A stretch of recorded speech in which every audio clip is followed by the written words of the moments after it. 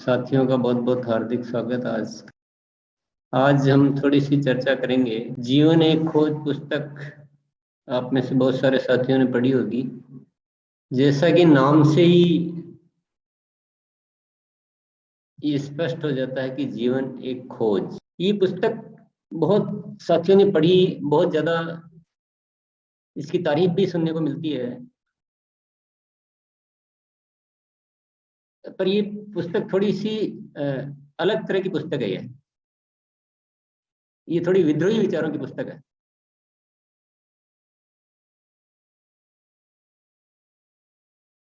तो हमें ये सोचने का मौका देती है।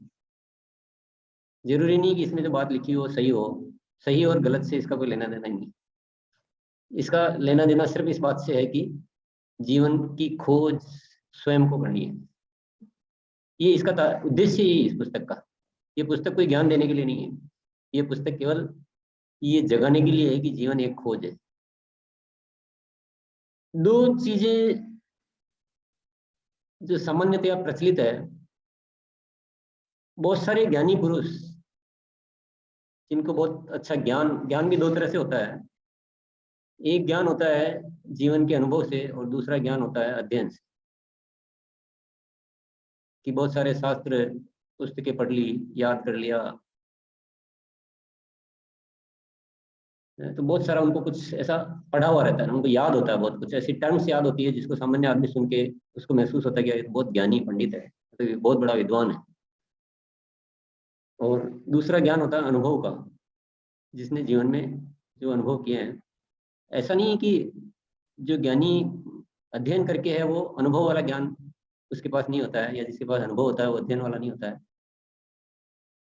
दोनों का मिश्रण भी हो सकता है। तो तीन तरह का ज्ञान हो गया। एक केवल अध्ययन आधारित कि वहां से पढ़ा है, वहां से सुना है। दूसरा अनुभव, जो भी जीवन में अनुभव किया ना, पता नहीं किसी और से सुना नहीं और कब ज्ञान नहीं लिया, पर केवल अनुभव। और तीसरी तरह का हो गया अनुभव भी है और अध्ययन भी है, तो उसका एक निष्कर्ष निकाल कर एक ज्ञान हो गया। तो भले किसी तरह से भी ज्ञान, लेकिन जो भी ज्ञानी होते हैं वो ये समझते हैं कि हम हमारे पास बहुत ज्ञान है तो हम दुनिया को अच्छा ज्ञान दे सकते हैं। उनको क्या लगता है कि हमारे पास बहुत ज्ञान है तो हम दुनिया को बहुत ज्ञान दे सकते हैं, तो वो ज्ञान को बांटने का पूरा अपना ताकत लगाते हैं, पूरा जीवन लगा देते हैं, पूरा प्रयास करते हैं। इसमें उनका कोई गलत इरादा नहीं है, वो अच्छे के लिए कर रहे हैं। और जिनको ज्ञान प्राप्त करना है वो भी ये समझते हैं कि उन लोगों की बातें सुनकर, उनकी पुस्तकें पढ़कर, बार बार वो कार्य करके और हम कुछ ज्ञान प्राप्त कर लेंगे, हम अपने जीवन का रास्ता निकाल लेंगे। तो ज्ञान देने वाले ये समझ रहे हैं कि हम ज्ञान दे देंगे तो जीवन सुधर जाएगा, और लेने वाले ये समझ रहे हैं कि ले लेंगे तो हम सुधर जाएगा। दोनों ही कोई गलत नहीं है, दोनों ही में कोई बुराई नहीं है। पर बुराई इसमें एक ही है कि जीवन में जब तक खुद कितना भी ज्ञान ले लो आप, ये जीवन एक खोज किताब का तात्पर्य ही है, कितना भी ले लो आप, कितना भी, लेकिन जब तक स्वयं की खोज करना नहीं आएगा, जीवन केवल बाहर से लेने के लिए बना ही नहीं। कुछ न कुछ खुद का रोल तो आपको निभाना ही पड़ेगा। ये इस पुस्तक का मुख्य मकसद है लिखने का, कि खुद के चेतना के बिना, खुद की उपज के बिना, खुद के कुछ खोज के बिना, खुद की किसी रचना के बिना, खुद के किसी आविष्कार के बिना आप कभी भी पूर्ण हो ही नहीं सकते। पूर्ण हो ही नहीं सकते। भले आप जीवन के आपके 90% 80% घंटे आप बाहर से ज्ञान प्राप्त करने में लगा दो, भले तो भी नहीं हो सकते। तो ये, तो इसमें बहुत सारी ऐसी उल्टी पुल्टी बातें लिखी गई है ताकि हमारा दिमाग थोड़ा सा हिले। वो गलत हो सकती है, सही हो सकती है, सही गलत का कोई लेना देना नहीं।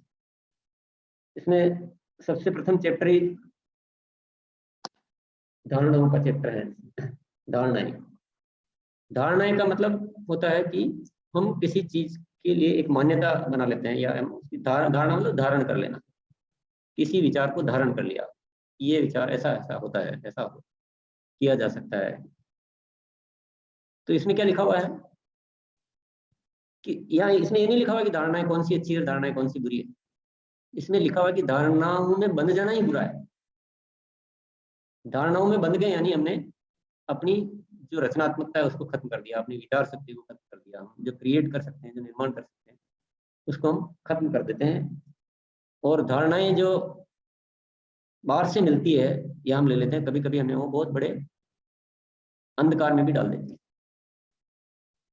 क्योंकि हमें उसका हम खुद से तो निर्माण की भी नहीं है, खुद से अनुभव नहीं की हुई होती, तो उसका कारण नहीं पता होता है। और हम इसी पुस्तक में एक उदाहरण दे रखा है कि किसी ने ज्ञान देने की कोशिश करी कि लोगों को जो है अच्छी भाव दशा में रहना चाहिए। आप दिन भर आपके अंदर वो जो 6 विकार आ जाते हैं, काम क्रोध मोह मद ईर्ष्या लोभ, तो उनसे बचकर एक अच्छी मनोदशा में आप रह सको, तो कुछ ऐसा ध्यान का मार्ग बताया, कुछ ऐसा। फिर लगा कि ये ध्यान करना है तो कोई मूर्ति जैसा कुछ बना देना चाहिए। तो वहां पे बैठेंगे तो लोगों को केंद्रित रहेगा, ध्यान केंद्रित रहेगा, वहां की ऊर्जा अलग रहेगी, वहां का आभामंडल अलग रहेगा। तो एक धारणा दे दी कि भाई मूर्ति के सामने बैठकर ध्यान करना चाहिए। तो मंदिर बनाए, अच्छे अच्छे मंदिर बनाए, वहां अच्छा वातावरण क्रिएट किया। और एक धारणा एक किसी ने एक ज्ञान दे दिया कि मूर्ति के सामने जाकर आप प्रतिदिन आधा घंटा, 15 मिनट, 1 घंटा, जो भी है अलग अलग, इतना आप टाइम पास करोगे, वहां बिताओगे, तो वो बहुत अच्छा है, वो बहुत जरूरी है, ऐसा करना चाहिए। फिर धीरे धीरे उस बात को कहा कि ये दिन में इतना तो आपको जाना ही जाना है, नहीं तो वो गलत है। धीरे धीरे ऐसा एक प्रचलन, एक धारणा पैदा हो गई कि हमें मंदिर जाना है। अब वो मंदिर जाने का मकसद क्या था? मकसद यह था कि वहां जाकर हम मूर्ति के समक्ष बैठेंगे तो हम पवित्र विचारों के संग रह पाएंगे, विकारों से मुक्त होकर हम वहां थोड़ा सा अपने आप को प्रतिदिन एक खुराक दे पाएंगे। ये मकसद था, इसके लिए मूर्ति बनाई। कि चलो ऐसे लोग भटक रहे हैं, इधर उधर हो जाते हैं, तो ये मूर्ति बना। अब किसी को लगा अपने में से, जैसे किसी को एक को लगा कि ऐसा करना ठीक है, तो उसने ऐसा एक मार्ग दे दिया और ऐसा एक सिद्धांत बना दिया, ऐसी एक धारणा दे दी। अब धारणा दे दी कि रोज मंदिर जाना चाहिए। धीरे धीरे बात क्या होगी कि रोज मंदिर जाना चाहिए। अब मंदिर जाना चाहिए तो मंदिर क्या करना चाहिए? मंदिर को अच्छे से सजाना चाहिए, मंदिर में अच्छे से अच्छे फूल लेकर जाना चाहिए। धीरे धीरे वहां मंदिर को बहुत अच्छा बनाना चाहिए, मंदिर अच्छे से अच्छा बनाओ। फिर वहां भजन करो, तो भजन करते करते साधन आ गए तो लाउड स्पीकर लगा दिए गए। लाउड स्पीकर लगाए तो फिर जो सबसे अच्छा लाउड स्पीकर लगाता है वो ज्यादा उसको फायदा मिलेगा, तो बड़े से बड़ा लाउड स्पीकर लगने लग गया। पूजा में जो ज्यादा से ज्यादा फूल लेके जाएगा, है ना, ज्यादा से ज्यादा जो सामग्री लेके जाएगा, उसको ज्यादा लाभ मिलेगा, तो कॉम्पिटिशन होता है। तो हम कुछ अलग चीजों में चले गए, अलग चीजों में चले गए और बड़े उपद्रव शुरू हो गए, कंपटीशन शुरू हो गया, भीड़ आने लग गई। वहां लोग असली चीज को भूल गए और पता नहीं वो जो हम सब देख रहे हैं वो गलत चीजें होने लगी। गलत चीजें होने लगी तो किसी ने देखा यार सारे जो है आपस में लड़ाई झगड़े तक हो रहे हैं और यहाँ तो कुछ फायदा नहीं हो रहा है, ये सारा उपद्रव का जड़ जो है मूर्ति है। किसी को क्या महसूस हुआ? ये सारा उपद्रव का जड़ मूर्ति है। तो उसने कहा कि मूर्ति के कभी नहीं जाना और बिना मूर्ति वाला स्थान होना चाहिए। दोनों का ही पर्पज बिल्कुल ठीक है, दोनों का उद्देश्य ठीक है, दोनों ने जो भी चालू किया वो सब कुछ ठीक है, लेकिन मूर्ति बहुत लफड़े वाला काम है। इससे तो लोगों में आपस में मतलब वो जो चीज है वो तो हो नहीं रही है और ये कुछ और ही चीजें हो रही है। तो उसने एक धारणा दे दी कि मूर्ति को नहीं पूजना चाहिए। अब एक धारणा होगी मूर्ति को नहीं पूजना चाहिए, दूसरी धारणा होगी मूर्ति को पूजना चाहिए। अब दोनों अलग अलग संप्रदाय हो गए, अलग अलग संप्रदाय हो गए, दोनों में लड़ाई झगड़े होने लगे कि हम तुमसे बड़े हैं, हम तुमसे बड़े हैं, हम सही है, वो कहता हम सही है, वो कहता हम सही। तो ये कहानी इसी ने लिखी हुई है, दो संप्रदाय बन गए दो। ये सब क्यों हुआ? ये धारणाओं की वजह से हुआ। अगर हर इंसान अपनी विचार शक्ति को कायम रखते हुए उस कार्य को करेगा तो ये सब लफड़ेबाजी नहीं होगा।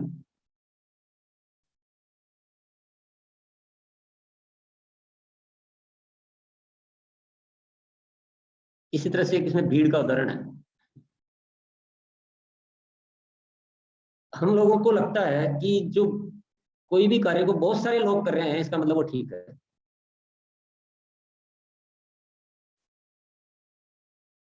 तो हम अपना दिमाग का इस्तेमाल करना बंद कर देते हैं, हम अपने विचारों को काम में लेना बंद कर देते हैं, हम अपने तर्क शक्ति को काम में लेना बंद कर देते हैं, और हम ये सब लोग कर रहे हैं, बस वो करो। तो आज क्या हो रहा है कि बहुत सारी ऐसी चीजें हो रही है जो भीड़ की भीड़ गलत कर रही है, भीड़ की भीड़, और भीड़ की भीड़ गलत करती है तो फिर दुनिया का विनाश होता है। तो भीड़ है इसका मतलब सही है ऐसा जरूरी नहीं, अभी तो उल्टा हो गया, भीड़ है इसका मतलब गलत है। कोई भी काम भीड़ कर रही है तो वो सही होने की संभावनाएं बहुत कम हो जाती है। अकेला आदमी, 4 आदमी फिर भी कुछ सही करते हुए नजर आ सकते हैं। तो जीवन क्या है? जीवन एक खोज है। जो भी अब तक हमने इससे विपरीत कुछ सोच रखा है तो उसको हटाना बहुत जरूरी है। गुरु के बारे में भी इसमें लिखा हुआ है, किसी को भी इसमें नाराज और राजी होने की जरूरत नहीं है। गुरु के बारे में भी हम बहुत ज्यादा एक ऐसी धारणा पाल लेते हैं कि गुरु है यानी हमारी फिर आंखें बंद, जो गुरु ने कह दिया वही करना है। अब गुरु के चुनाव में ही गड़बड़ हो जाती है सबसे पहली बात। जब आंखें बंद होती है तो गुरु का चुनाव भी गलत हो सकता है, और जब गुरु का चुनाव ही गलत हो जाता है और फिर आंखें भी बंद हो जाती है तो फिर आगे क्या होना है ये हम अच्छी तरह समझ सकते हैं। यदि कोई गुरु ये कहता है कि तुमको सोचने का अधिकार ही नहीं है, जो हम कह रहे हैं वही तुमको करना है, तुमको कोई अधिकार नहीं है, और तुम एक बार हमारे कब्जे में आ गए हो, हमारे उसमें आ गए हो, तो अब तुम छोड़कर अगर गए तो तुम्हारा सर्वनाश हो जाएगा, ऐसा भी बातें आ जाती है। तो गुरु जो सोचने नहीं देता है, गुरु जो निर्णय नहीं करने देता है, और जो गुरु जो डराता है, तो समझ लो वो गुरु सही हो ही नहीं सकता।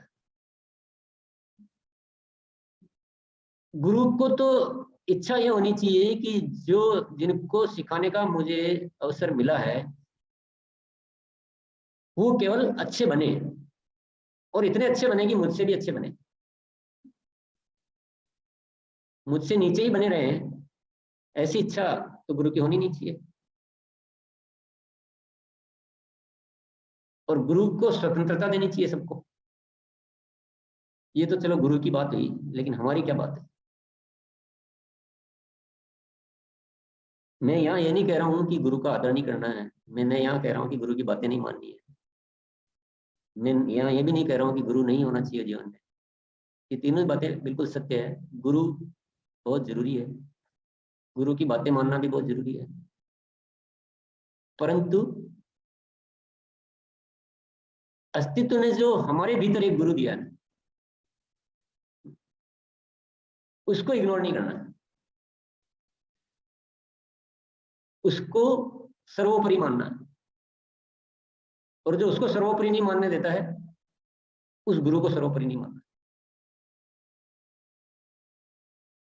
क्योंकि बाहर का गुरु संपूर्णता नहीं दे सकता। ये बात हमें समझना बहुत जरूरी है। संपूर्णता हमें अपने भीतर से मिल सकती है। हम सब एक क्रिएटर हैं, इस रचना ऐसी है, सबकी इतनी सारी विभिन्नताएं बनाई है, विभिन्न तरह के शरीर है, विभिन्न तरह के मन है, विभिन्न तरह के अनुभव है, विभिन्न तरह के विचार है, तो सबका मार्ग भी अलग अलग है। अब गुरु 50 लोगों को एक साथ बैठ के सिखा रहा है कि आपको ऐसा ऐसा करना है, लेकिन 50 ही लोगों के लिए वो मार्ग एक ही उपयुक्त तो ऐसा हो ही नहीं सकता, ऐसा जरूरी नहीं है। तो फिर ये कौन डिसाइड करेगा? वो डिसाइड कौन करेगा?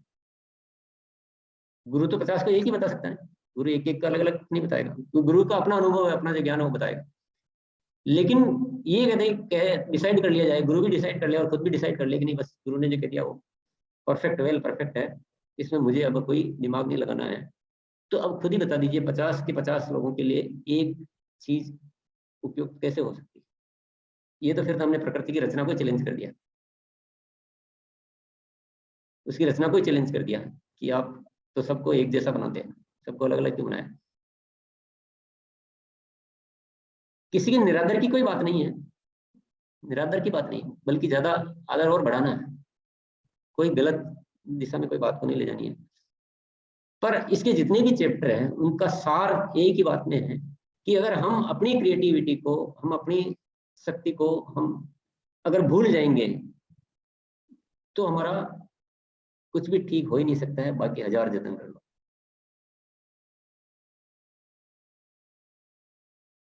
और आज हम दुनिया में जितने भी लोगों का नाम लेते हैं कि महापुरुष हुए थे, किन किन का नाम लेते हैं महापुरुष? कोई भी महापुरुष हुए कि भगवान गौतम बुद्ध हुए, कि ईसा मसीह हुए, कि भगवान महावीर हुए, कि जो भी है, जरूरी तो नहीं है कि ये इन्होंने किसी का हुबहू फॉलो किया हो। शायद हम महापुरुष मानते इसीलिए हैं कि उन्होंने एक नया मार्ग हमको दिया, एक नई खोज की, इसीलिए तो महापुरुष मानते हैं। तो जिन्होंने नई खोज की उनको महापुरुष मानते हैं, तो फिर हमको महापुरुष मानना था, हमें नई खोज करनी। और सबसे बड़ा प्रश्न तो यह है, अगर बाहर से ही मिलना होता ना तो फिर इतने जीवन भर क्यों लग जाता है? बाहर से ही सब कुछ मिलना होता तो फिर मिल जाता है, प्रयासों में तो कोई कमी है ही नहीं। लेकिन भीतर से ही निकालना पड़ेगा। खोज, जीवन एक खोज है। किसकी? जीवन एक खोज है। किसकी? अपनी अपनी।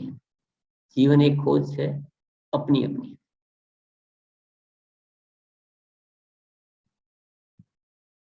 मैं अपने अनुभव आपको बता दूंगा, पर मेरे अनुभव हूबहू आपके लिए ठीक काम करेंगे ऐसा कोई जरूरी? आपको अपने अनुभव से अपना मार्ग निर्धारित करना पड़ेगा। ये हमारी जो जीवन की यात्रा है, ये एक जीवन की नहीं है, एक जन्म की नहीं है, ध्यान रखिए। ये जन्म जन्मों की यात्रा होती है। अब किसने कितना जन्म जिया, किसका कितनी लंबी यात्रा हो चुकी है, किसका कौन सा पड़ाव चल रहा है, किसका क्या रुख है, वो सब कौन बताएगा? वो हमें ही समझना है। तो इस किताब की तारीफ तो बहुत कर देते हैं लोग। तारीफ करने से कुछ नहीं होगा, किसी भी चीज की तारीफ करने से कुछ हासिल नहीं होता है।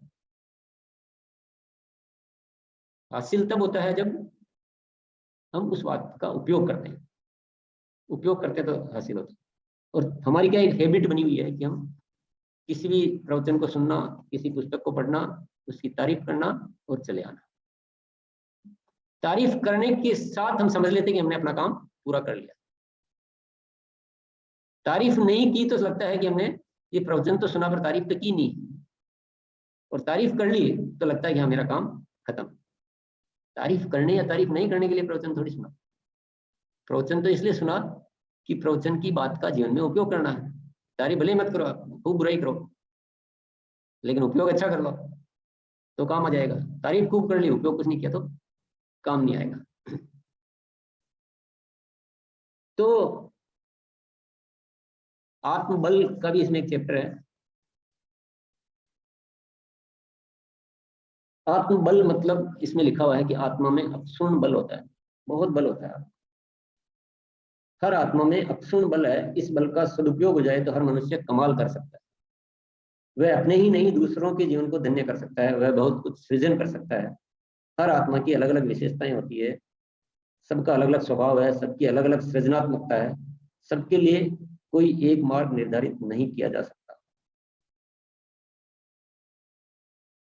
तो कोई भी चैप्टर लेंगे ना तो बार बार अलग अलग दिशाओं से, अलग अलग दृष्टिकोण से इसमें यही की। तो इस किताब को आप थोड़ा सा पढ़िए ध्यान से, धीरे धीरे पढ़िए, जल्दबाजी की कोई बात नहीं है। पर बार बार पढ़ सकते हैं, कभी भी पढ़ सकते हैं, ऐसा नहीं है एक बार। किताब कभी भी एक बार पढ़ने के लिए नहीं होती, ये सबसे बड़ी गलत धारणा है कि किताब मैंने पढ़ ली। ये लाइन ही गलत है। ये लाइन तो ऐसी है जैसे कि मेरा दोस्त है सनेश्वर में, तो मैं उस दोस्त से मिल लिया, ये दोस्त से मिल लिया, एक बार मिल लिया, बात खत्म, दोस्ती पूरी। तो किताब तो सबसे अच्छा दोस्त है जीवन का। तो पढ़ लिया, ये लाइन ही गलत है। पढ़ता हूँ, पढ़ता रहता हूँ, याद आ रही है दोस्त की,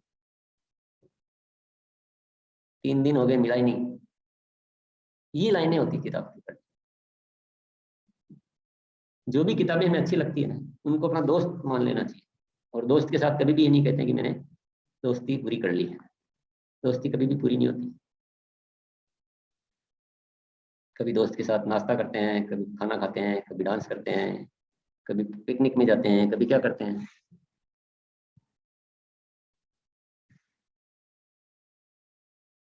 तो आज के लिए इतना ही मेरी तरफ से, कि हम सबको आज से खोजी बनना है। जीवन एक खोज, हर चीज में खोजना, हर चीज में जो भी कर रहे हो। दूसरे क्या कर रहे हैं उससे जितनी जानकारी मिली वो ठीक है, लेकिन अपनी एक खोज और पैदा करनी।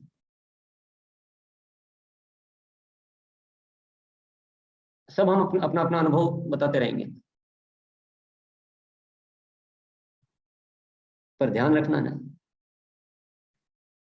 मेरे को सिर दर्द हुआ और मेरा सिर दर्द ठीक हो गया नींद निकालने से। थोड़ी देर सो गया तो नींद निकाल ली, मेरा सिर दर्द ठीक हो गया। अब कोई भी मुझे बोलेगा कि मेरा सिर दर्द हो रहा है तो मैं क्या कहूंगा? थोड़ा सो जाओ, ठीक हो जाएगा। अब आप ऐसा कि ऐसा मान लोगे तो लफड़ा हो जाएगा। आपको ढूंढना पड़ेगा कि मैंने तो मेरा ढूंढा ना। मैंने सो के देखा, मैंने भूखे रख के देखा, मैंने और दबा के देखा, कुछ दवाई लेके देखा, और मेरा निष्कर्ष निकला कि ये मेरी खोज थी। मैं अपनी खोज को आपके ऊपर कैसे थोप सकता हूँ? लेकिन अनुभव है, मैं बताता हूँ कि मेरा ऐसे हुआ। मुझे क्या कहना चाहिए कि मेरा तो ऐसे ठीक होता है। मुझे ये नहीं कहना चाहिए कि आपका भी ऐसे ठीक।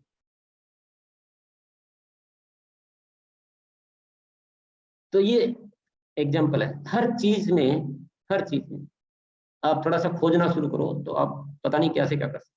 क्यों हमने अपनी खोज बंद कर दी है तो हम सीमित हो गए और लिमिटेड हो गए रह गए। जबकि हम लिमिटेड नहीं, हम अनलिमिटेड है, असीमित है। एक एक मनुष्य पूरा रचनाकार है। कुछ भी, कितनी भी बड़ी रचना कर सकता है, कुछ भी कर सकता है, कितनी भी सुंदरताएं बना सकता है, कुछ भी कर सकता है किसी भी क्षेत्र में। तो बहुत बहुत धन्यवाद।